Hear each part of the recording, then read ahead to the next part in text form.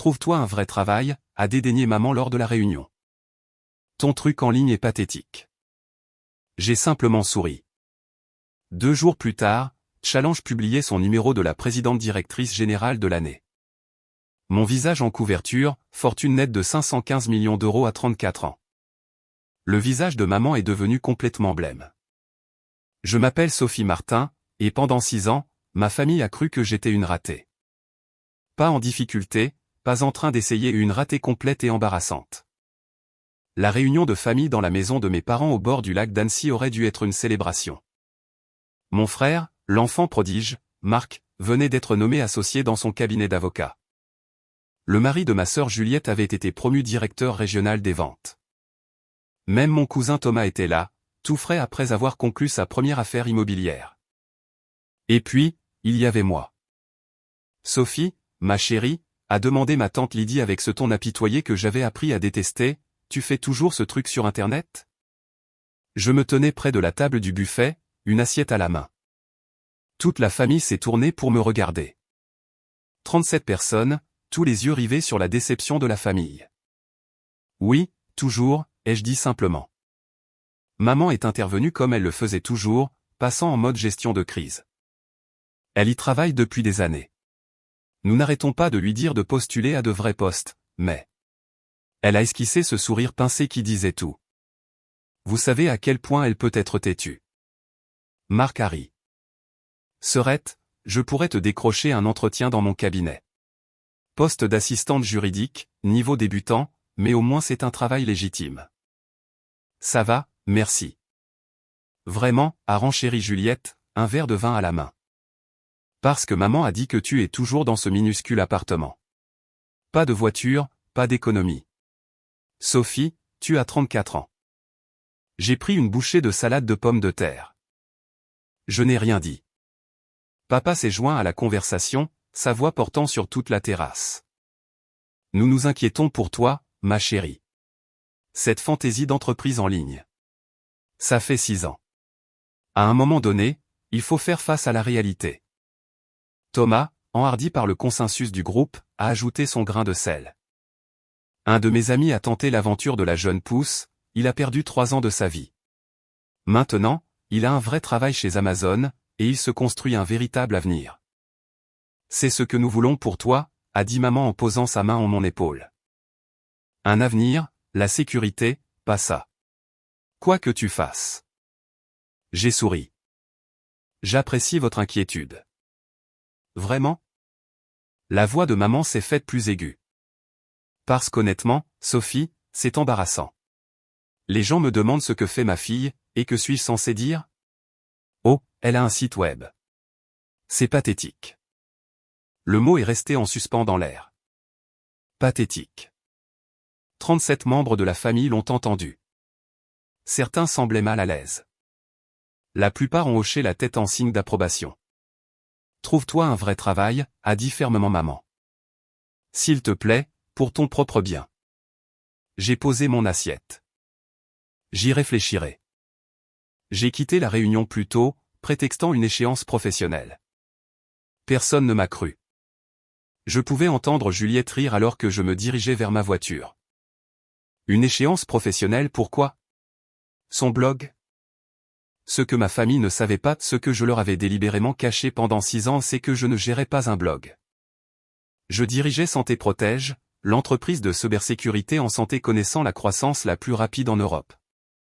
Tout a commencé il y a 7 ans, lorsque je travaillais comme informaticienne spécialiste débutante dans un hôpital. J'ai vu une attaque par rançongiciel paralyser toute une aile. Dossier de patients verrouillés, chirurgie reportée, des vies humaines prises en otage par des pirates informatiques exigeant des bitcoins. L'hôpital a payé. Il n'avait pas le choix. J'ai quitté ce travail et j'ai passé chaque heure de veille à apprendre la cybersécurité. J'ai appris par moi-même les tests de pénétration, l'évaluation des menaces et l'architecture des systèmes. J'ai épuisé le crédit de 3 quarts en suivant des cours en ligne de Polytechnique et HEC.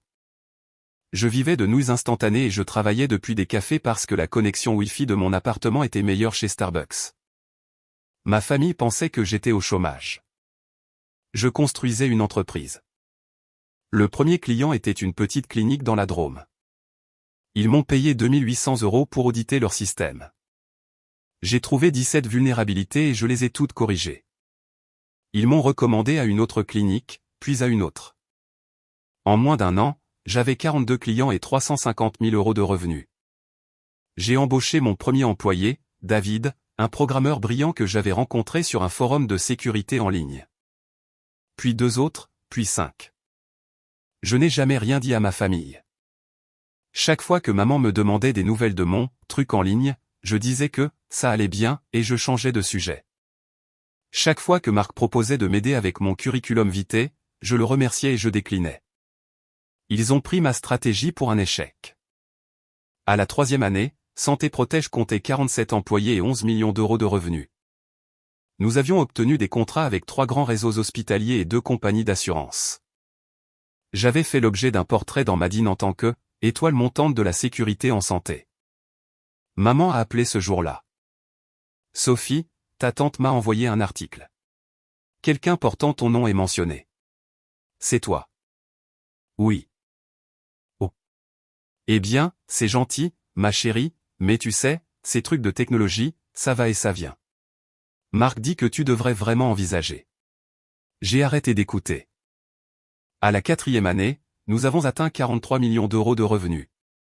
Capital m'a appelé pour une entrevue. J'ai refusé.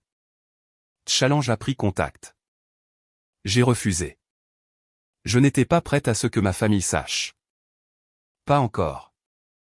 J'étais encore en train de les tester, de voir comment ils me traitaient quand ils pensaient que je n'étais personne. Ils ont échoué à ce test de façon spectaculaire. À Noël dernier, Marc m'a offert une carte cadeau pour un site de recrutement. Sérieusement, Serette, utilise-la. Juliette m'a offert un livre, Jamais trop tard, trouver sa carrière dans la trentaine. Maman m'a donné de l'argent pour le loyer. Ne le dis pas à ton père, a-t-elle chuchoté. Je les ai tous remerciés. La carte cadeau a fini dans un tiroir. Le livre a été donné à un organisme de bienfaisance.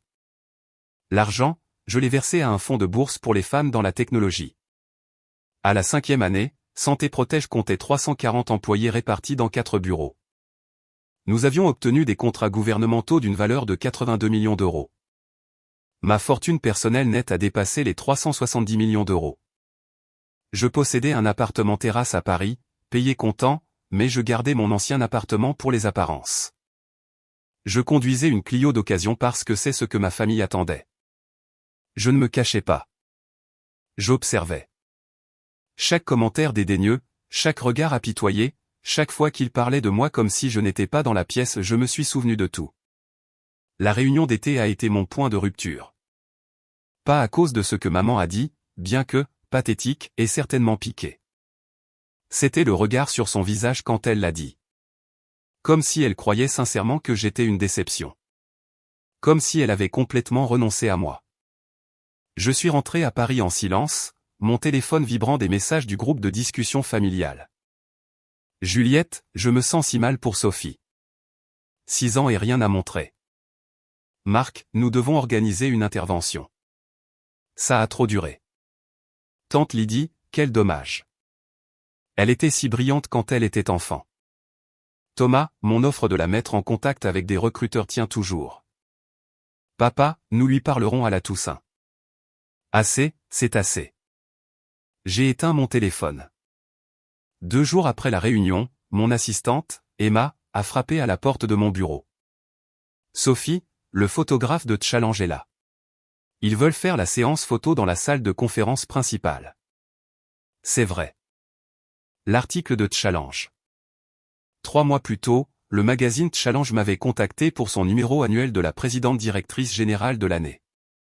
Cette fois, j'avais dit oui.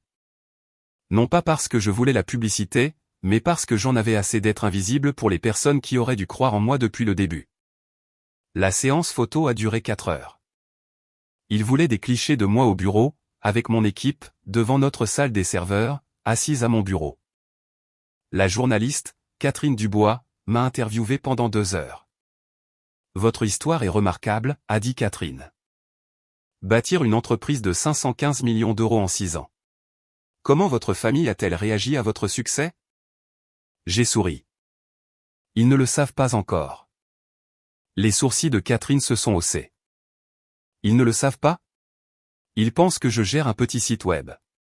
Ils me disent de trouver un vrai travail depuis des années. Et vous les avez laissés croire ça? Oui. Pourquoi? J'y ai réfléchi. Je voulais voir qui ils étaient quand ils pensaient que je n'étais personne. Il s'avère que ce sont le genre de personnes qui se moquent de l'échec au lieu de soutenir la difficulté. Bon à savoir. L'expression de Catherine a changé, un mélange de compréhension et de quelque chose qui ressemblait à de la tristesse. Quand est-ce qu'ils l'apprendront? Quand le magazine sortira en kiosque. Le 15 septembre. C'est dans 2 jours. Je sais. Le 15 septembre est arrivé un mardi. Je me suis réveillé à 6 heures du matin avec 17 messages dans le groupe de discussion familiale. Personne ne m'avait encore mentionné. Juste les plaisanteries habituelles, Marc partageant une photo de son café, Juliette se plaignant de l'école de ses enfants, maman postant une recette. Je me suis préparé pour le travail. Tailleur pantalon noir, bijoux simples. Professionnel mais pas ostentatoire. Mon téléphone a sonné à 7h14 du matin. David? Patronne, il faut que tu vois ça. Challenge a publié la version numérique en avance. C'est déjà en tendance sur LinkedIn. Bien. Bien. Sophie, tu es sur le point de faire exploser Internet. Le titre est Fortune nette de 515 millions d'euros à 34 ans, la présidente directrice générale dont vous n'avez jamais entendu parler. Il te qualifie de prochaine grande figure de la technologie. Je serai au bureau dans 20 minutes. J'ai raccroché et j'ai consulté le site web de Challenge. Il y avait mon visage, en pleine couverture. Le titre que David a mentionné était placardé sur l'image. En dessous, comment Sophie Martin a bâti l'entreprise de cybersécurité la plus précieuse du secteur de la santé. Dans un silence complet, j'ai fait du café, vérifié mes courriels et répondu à quelques messages sur la messagerie interne. Mon téléphone s'est mis à sonner. Premier appel, tante Lydie. J'ai refusé. Deuxième appel, Juliette. Refusé. Troisième appel, Marc. Refusé. Quatrième appel, maman. J'ai laissé sonner 4 fois avant de répondre. Sophie? La voix de maman tremblait. Sophie, quelqu'un vient de m'envoyer. C'est vrai? Le magazine Challenge. C'est vraiment toi? Oui. Silence. Maman, ton père est là. Je te mets sur haut-parleur. Un bruit de froissement, puis la voix de papa, tendue et confuse. Ma chérie, nous ne comprenons pas. Cet article dit que tu es la présidente directrice générale de Santé Protège. Il dit que tu vaux. Il s'est arrêté. Il dit 515 millions d'euros. C'est exact. Mais comment? Sophie, tu conduis une Clio. Tu vis dans ce minuscule appartement. Je possède un appartement terrasse à Paris. L'appartement était pratique. Et j'aime la Clio. La voix de maman s'est brisée. Pourquoi ne nous as-tu rien dit? Vous n'avez jamais demandé ce que je faisais vraiment. Vous avez simplement supposé que j'échouais. Nous étions inquiets. Non, maman. Vous étiez embarrassée. C'est différent. Papa s'est éclairci la gorge. Sophie, c'est incroyable. Nous sommes si fiers de toi. Nous avons toujours su. Papa, arrête. Il y a 2 jours, tu as dit à tante Lydie que vous prépariez une intervention. Tu as dit, assez, c'est assez. Je vous ai entendu. Silence. Je dois y aller. J'ai une réunion du conseil d'administration à 9 heures. Sophie, attends. J'ai raccroché. L'article de Challenge est devenu viral. À 9 heures du matin, il avait 47 000 partages sur LinkedIn. Les sites d'actualité technologique l'ont repris. Madine a publié un article de suivi, Pourquoi nous avons manqué l'ascension de Santé Protège et ce que cela signifie pour la sécurité en santé. Les Échos a appelé mon bureau pour demander une entrevue. Mon groupe de discussion familiale a explosé. Marc, j'ai essayé d'appeler Sophie. Elle ne répond pas. Quelqu'un lui a parlé? Juliette, je n'arrive pas à y croire. Je lui ai offert un livre sur la carrière pour Noël. Tante Lydie, je me sens très mal. Je n'en avais aucune idée. Thomas, bon sang. Elle est plus riche que nous tous réunis. Cousine Amélie, attendez. Quand Sophie a dit qu'elle avait une échéance professionnelle à la Réunion, elle le pensait vraiment? Oncle Robert, je lui ai dit l'année dernière qu'elle devrait essayer de vendre des assurances. Des assurances. Je ne donnerai plus jamais de conseils. Juliette, maman, qu'est-ce qu'elle a dit quand tu as appelé? Maman, elle nous a raccroché au nez. Marc, elle a tout à fait le droit d'être en colère. Nous l'avons traitée comme une ratée. Juliette, nous? C'est toi qui lui as offert une carte cadeau de recrutement.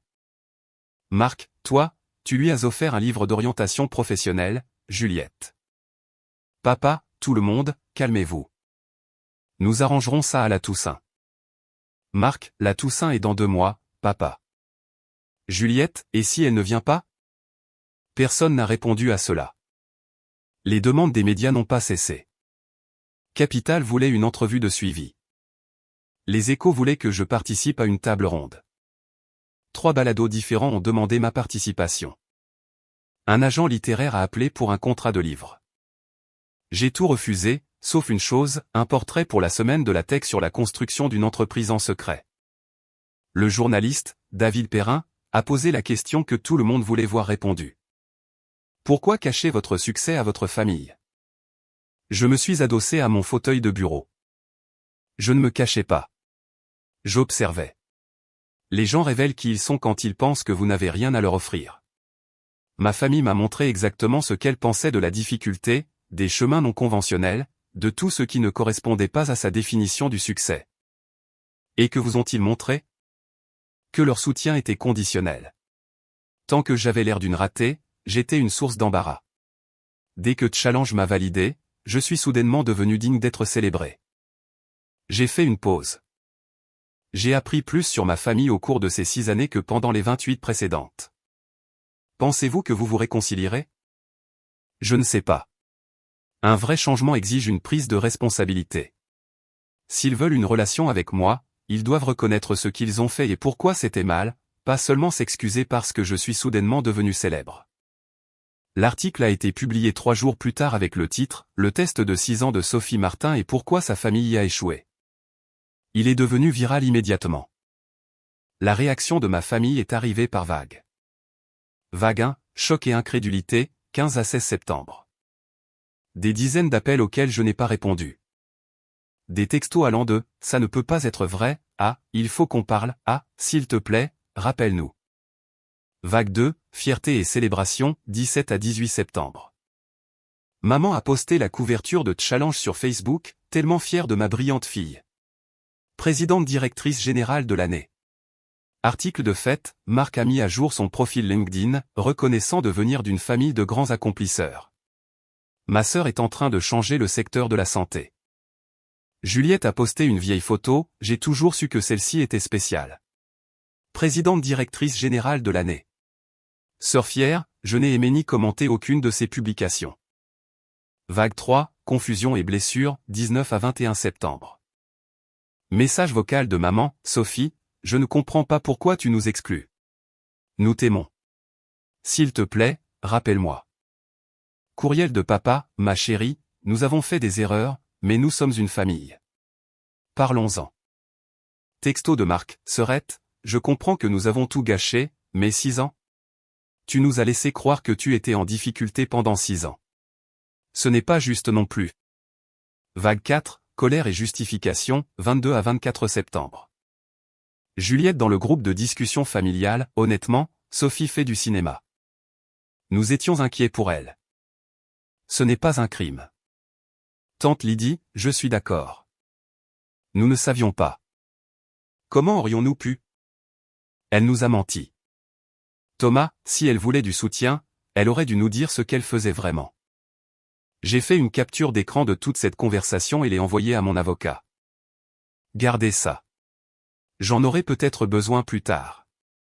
Le 28 septembre, mon assistante Emma m'a appelé. Sophie, votre mère est dans le hall. Elle n'a pas de rendez-vous, mais elle dit qu'elle attendra aussi longtemps qu'il le faudra. J'ai vérifié mon agenda. Réunion sur réunion jusqu'à 18h. Dites-lui que je ne suis pas disponible aujourd'hui. Elle peut prendre rendez-vous comme tout le monde. Emma a hésité. Elle pleure, Sophie. J'ai fermé les yeux, j'ai pris une profonde inspiration. Je lui accorderai 15 minutes. À 18h15. À 18h15, maman est entrée dans mon bureau. Elle semblait plus petite, en quelque sorte, plus âgée. Ses yeux étaient rouges. Sophie. Elle s'est arrêtée juste à l'entrée. Ton bureau est magnifique. Merci. Je suis assise dans ce hall depuis 9 heures. J'avais des réunions. Elle a hoché la tête, s'est assise en face de moi. Pendant un long moment, aucune de nous n'a parlé. J'ai lu l'article de la semaine de la tech, a finalement dit maman. Celui où tu dis que nous avons échoué à ton test. Et tu as raison. Sa voix s'est brisée. Nous avons échoué. Je t'ai laissé tomber. J'ai attendu. Quand tu as dit que tu lançais une entreprise, j'ai eu peur. Ton père et moi, nous sommes partis de rien. Nous avons travaillé si dur pour vous donner, à vous les enfants, la stabilité, la sécurité. L'idée que tu jettes un emploi garanti pour un pari. Ça me terrifiait. Alors, tu as décidé de me faire sentir sans valeur au lieu de me soutenir dans ce pari? Je pensais que je te protégeais. Non, maman. Tu te protégeais toi-même de l'embarras d'avoir une fille qui ne correspondait pas à ta petite définition bien propre du succès. Des larmes coulaient sur son visage. Je t'ai traité de pathétique à la réunion, devant tout le monde. Oui, tu l'as fait. Je le regretterai toute ma vie. Tant mieux. Elle a tressailli. Je me suis penché en avant. Maman, pendant 6 ans, je suis venu à chaque événement familial, chaque fête, chaque anniversaire. J'ai écouté les conseils de carrière de gens qui n'avaient aucune idée de ce que je construisais. J'ai souri face à la pitié, aux jugements et aux offres d'emploi non sollicitées. Je t'ai regardé te vanter du partenariat de Marquet de la promotion du mari de Juliette tout en me traitant comme l'embarras de la famille. Je sais. Je n'ai pas fini. Ma voix était calme mais dure. La seule raison pour laquelle tu es ici, la seule raison pour laquelle vous vous en souciez tous, c'est parce que le magazine Challenge m'a validé. Si cet article n'avait pas été publié, vous penseriez encore que je suis une ratée. Vous seriez encore en train de planifier cette intervention dont papa a parlé. Maman a couvert son visage de ses mains. Alors, voici ce que je veux que tu comprennes, ai-je continué. Je ne veux pas de votre fierté maintenant. Je n'ai pas besoin de vos vantardises sur Facebook ou de vos publications de célébration. Vous n'étiez pas fier de mon travail quand c'était difficile. Vous n'avez pas le droit d'être fier maintenant que son succès est prouvé. Qu'est-ce que tu attends de moi, a chuchoté maman. Une prise de responsabilité. Une vraie prise de responsabilité. Pas un « je suis désolé que tu te sois senti blessé », pas un « nous étions juste inquiets ». Je veux que tu reconnaisses que tu as mesuré ma valeur à l'aune des marqueurs conventionnels du succès, et que lorsque je ne les ai pas atteints, tu m'as rejeté comme étant pathétique. Elle a hoché lentement la tête. Tu as raison. C'est exactement ce que j'ai fait. Je veux que tu reconnaisses que ton soutien était conditionnel. Il l'était. Et je veux que tu comprennes que ta validation ne signifie plus rien pour moi maintenant. Parce qu'au moment où j'en avais besoin, vraiment besoin, tu m'as offert du jugement à la place. Maman a levé les yeux vers moi, son visage dévasté. Alors, que se passe-t-il maintenant? C'est fini entre nous? C'est ce que tu dis. Je me suis rassise. Je ne sais pas. Ça dépend de toi, de vous tous. Que devons-nous faire? Méditez sur ce que vous avez fait. Méditez-y vraiment. Comprenez pourquoi c'était mal, pas seulement parce que j'ai fini par réussir, mais parce que j'étais votre fille et que je méritais du soutien quel que soit le résultat. Et ensuite, peut-être que nous pourrons parler. Mais, maman, j'ai soutenu son regard, si tu ne peux pas faire ce travail, si tu ne peux pas examiner fondamentalement pourquoi tu m'as traité comme tu l'as fait, alors il n'y a rien à dire. J'ai construit une vie incroyable. J'ai une équipe qui a cru en moi depuis le début. J'ai des amis qui m'ont soutenu quand je n'avais rien. J'ai des investisseurs qui ont vu ma vision quand tout ce que vous voyez était de l'embarras. Je comprends. J'espère bien. Maman s'est levée slowly. Les 15 minutes sont écoulées. Oui. Elle s'est dirigée vers la porte, puis s'est retournée. Pour ce que ça vaut, je lis tout ce que je peux sur Santé Protège, sur ce que tu as construit, sur les vies que tu as sauvées. C'est extraordinaire, Sophie. Tu es extraordinaire. Merci. Je ferai le travail. Je te le promets. Elle est partie. Je suis resté assis seul dans mon bureau, regardant l'horizon de Paris se teinter d'or au coucher du soleil. Mon téléphone a vibré avec un autre courriel de félicitations, une autre demande d'entrevue, un autre investisseur voulant une réunion. J'ai pensé au visage de maman, au regret sincère que j'y avais vu. Peut-être qu'il pouvait changer. Peut-être pas. Quoi qu'il en soit, j'avais déjà gagné. Octobre a apporté de nouvelles complications. Marc s'est présenté à mon bureau sans rendez-vous. La sécurité a appelé. Madame Martin, son frère est ici.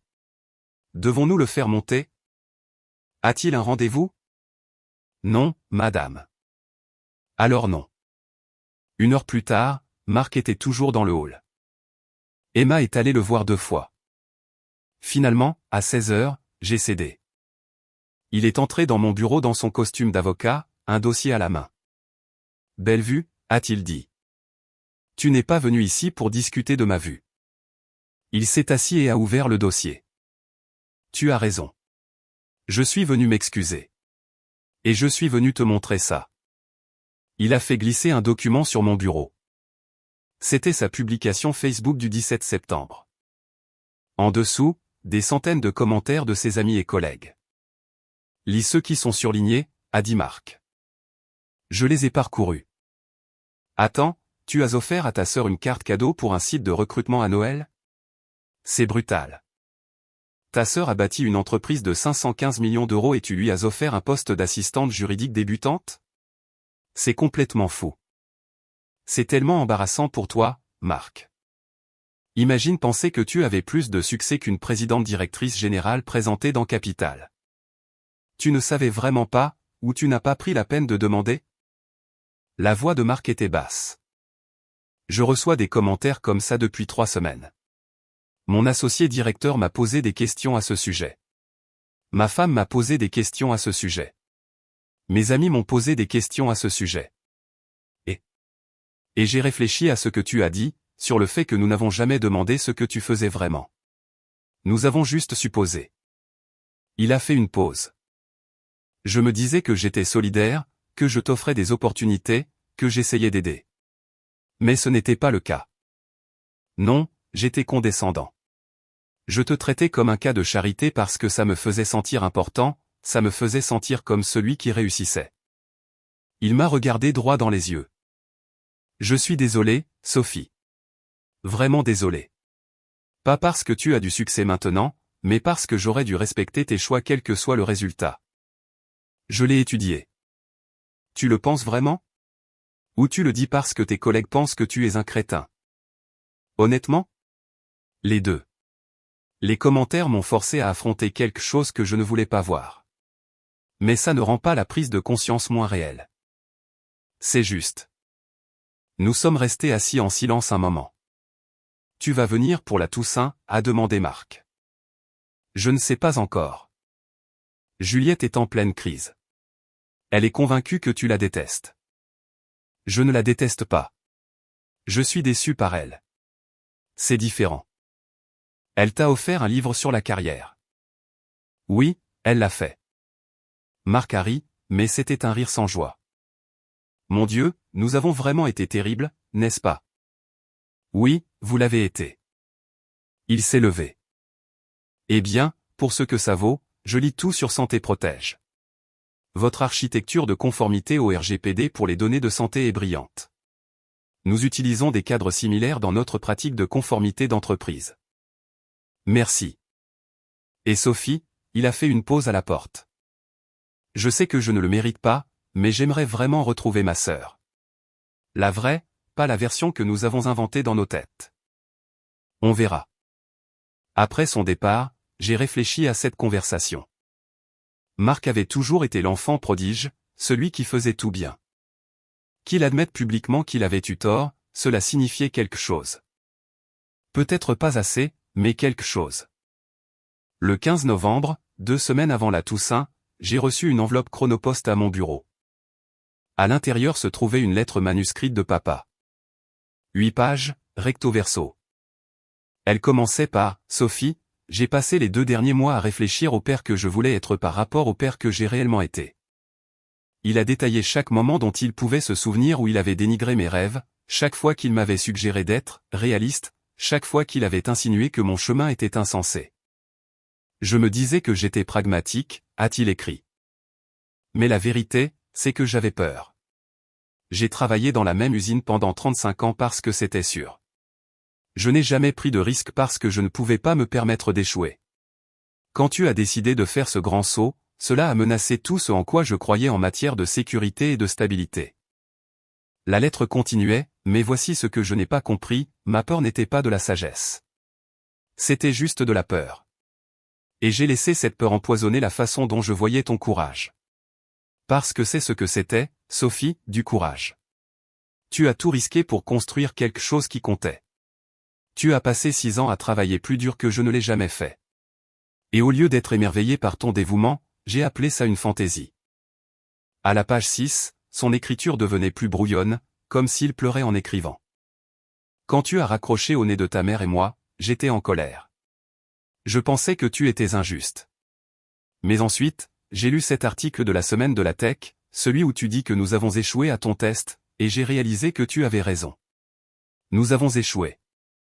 Pas parce que nous n'avons pas soutenu ton entreprise, mais parce que nous ne t'avons pas soutenu, toi. Toi, la femme brillante, motivée et visionnaire que tu es. La dernière page était simple. Je ne m'attends pas au pardon. Je ne t'attends pas pour la Toussaint. Je ne m'attends à rien. Mais je veux que tu saches que je suis fier de toi. Pas parce que Challenge a dit que je devais l'être. Je suis fier parce que tu as vu un problème dans le monde et que tu l'as résolu. Tu as sauvé des vies. Tu as construit quelque chose qui compte. C'est la personne que j'ai élevée, même si je l'ai oubliée en cours de route. Je t'aime, papa. J'ai lu la lettre 3 fois. Puis je l'ai appelée. Sophie? Sa voix était hésitante. J'ai reçu ta lettre. Et je serai là pour la Toussaint. Mais papa, j'ai fait une pause, je ne suis plus la même personne qu'avant. Je ne tolérerai ni pitié ni condescendance. Je ne laisserai personne traiter mon succès comme un coup de chance ou mes 6 années de silence comme une tromperie.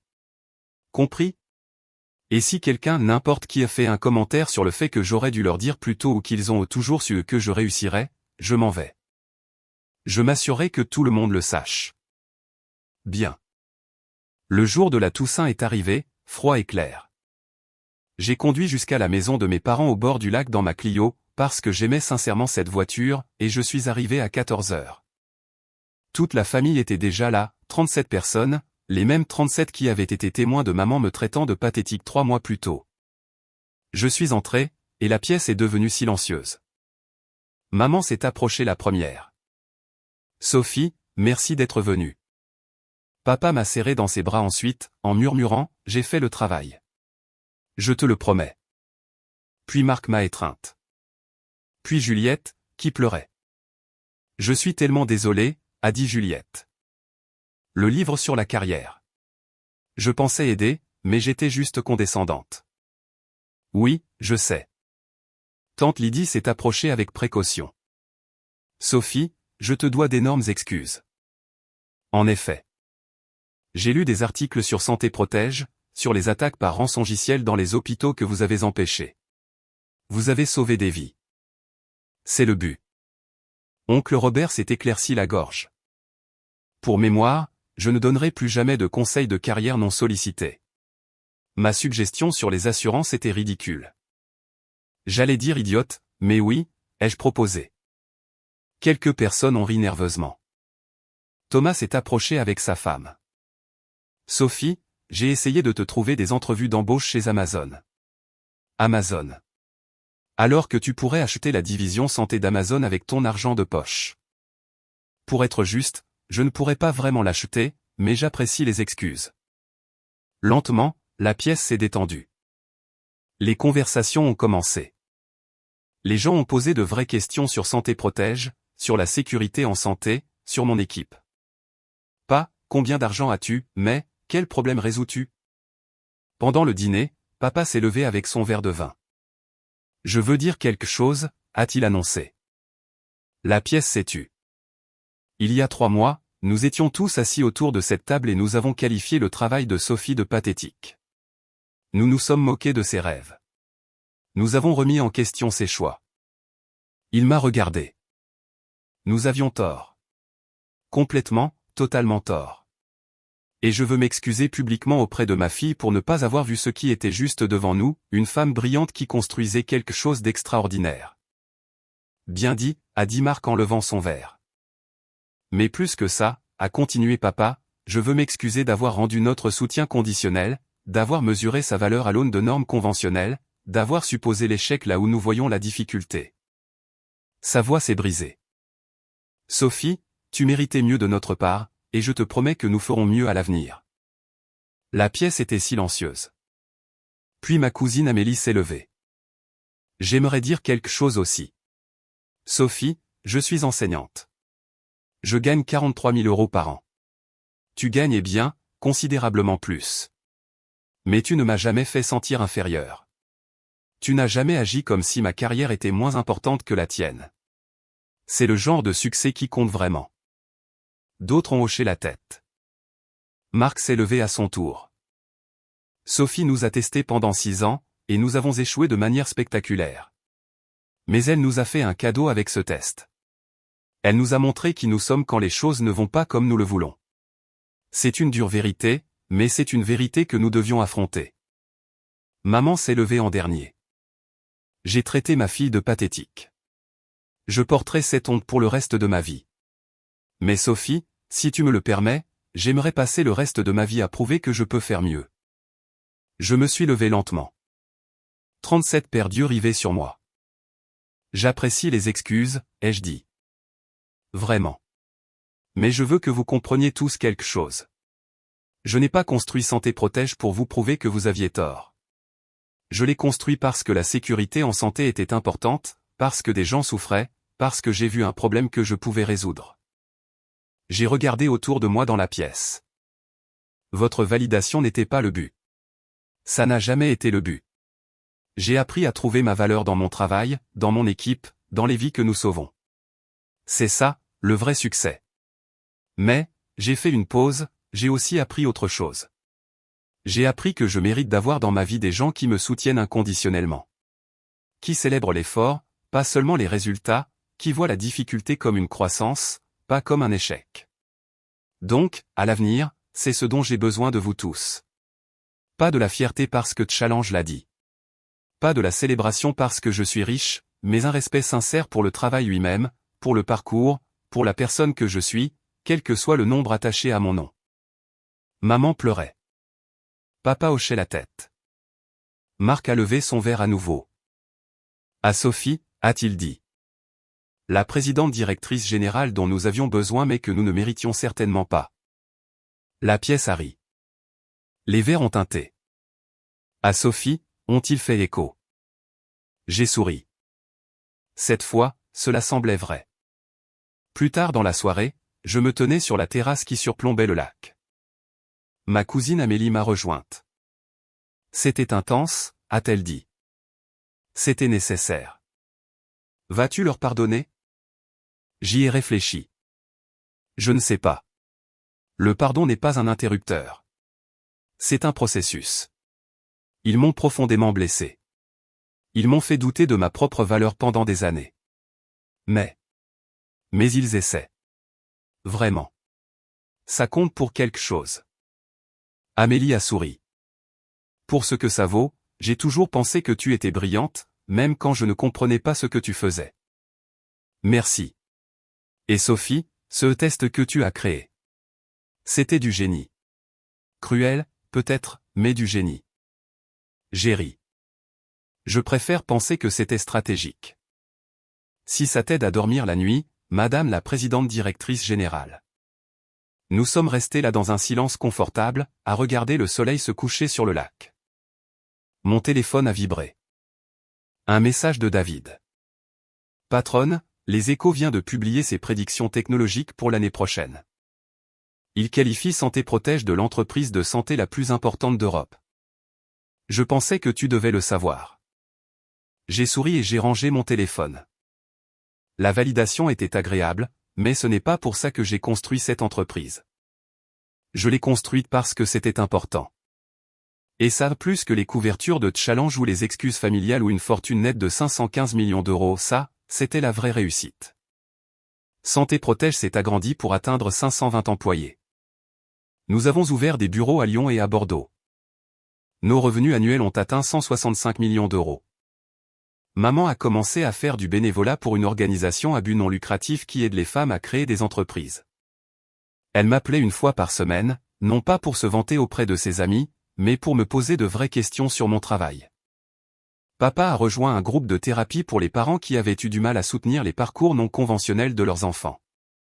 Il m'envoyait parfois des articles à ce sujet. J'ai trouvé ça intéressant, disait-il. Jamais moralisateur. En pleine croissance. Marc et moi déjeunions ensemble une fois par mois. De vraies conversations. Frères et sœurs, pas avocats et cas de charité. Juliette a mis plus de temps, mais elle a fini par s'excuser pour de vrai, pas les excuses superficielles, mais la reconnaissance profonde de la manière dont son jugement m'avait blessé. Nous étions en train de reconstruire, lentement. Le reste de la famille, certains ont compris, d'autres non. J'ai appris à être à l'aise avec les deux. Mais le plus grand changement ? J'ai arrêté de tester les gens. J'avais appris ce que j'avais besoin d'apprendre. Je savais qui j'étais, ce que j'avais construit, de quoi j'étais capable. Je n'avais plus rien à prouver. Ni à ma famille, ni à personne d'autre. Challenge a appelé en mars pour un article de suivi. Un an plus tard, comment Sophie Martin a changé le secteur de la santé et sa famille. J'ai accepté l'entrevue. Catherine Dubois a posé la question que tout le monde voulait voir répondue. Regrettez-vous les 6 années de silence ? Feriez-vous les choses différemment ? J'y ai réfléchi attentivement. Non, je ne changerai rien. Ces 6 années m'ont appris tout ce que je devais savoir sur la résilience, sur l'estime de soi, sur la construction de quelque chose de significatif sans validation externe. Le doute de ma famille est devenu mon carburant.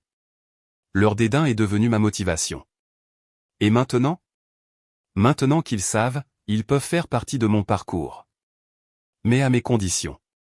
Avec des limites, avec un respect mutuel, avec la compréhension que mon succès ne les concerne pas. Il concerne le travail. C'est une leçon puissante. C'est la seule leçon qui compte. L'article a été publié avec ma photo préférée, moi, debout devant le siège de Santé Protège, mon équipe de 520 personnes visibles à travers la vitre derrière moi. Pas seul, jamais seul. Juste enfin, authentiquement vu. Le titre disait, Sophie Martin n'avait pas besoin de la validation